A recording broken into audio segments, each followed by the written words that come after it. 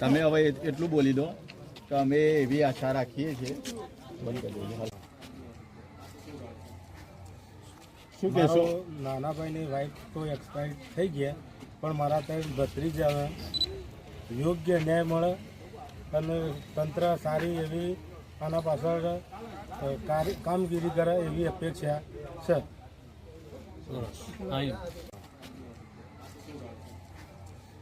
શું કહેશો? નાના ભાઈની વાઈફ તો એક્સપાયર થઈ ગયા, પણ મારા ત્યાં ભત્રીજાને યોગ્ય ન્યાય મળે અને તંત્ર સારી એવી આના પાછળ કામગીરી કરે એવી અપેક્ષા છે. આગળ કયા પગલાં લેવા માંગો છો?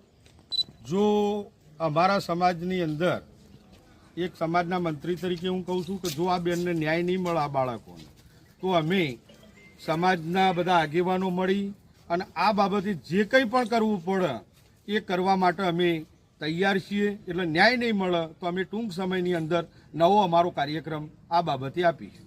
જાણવા એવું મળેલું છે કે એનેસ્થેસિયા બીજા ડોક્ટરે આપેલું હતું અને કાગળિયા બીજા રજૂ કરવામાં આવ્યો છે એવું ચર્ચાઈ રહ્યું છે અત્યારે. તો એ બાબતે તમારે શું કહેવું? એ બાબતે એમના પરિવારજનોને અમે કહ્યું છે જે સત્ય વાત હોય એ બધો નિવેદનો તમે આપો અને એ નિવેદનોના આધારે પોલીસનું કામ કરશે એવી અમને ચોક્કસ આશા છે અને અમને સફળતા મળશે આ બાબતે.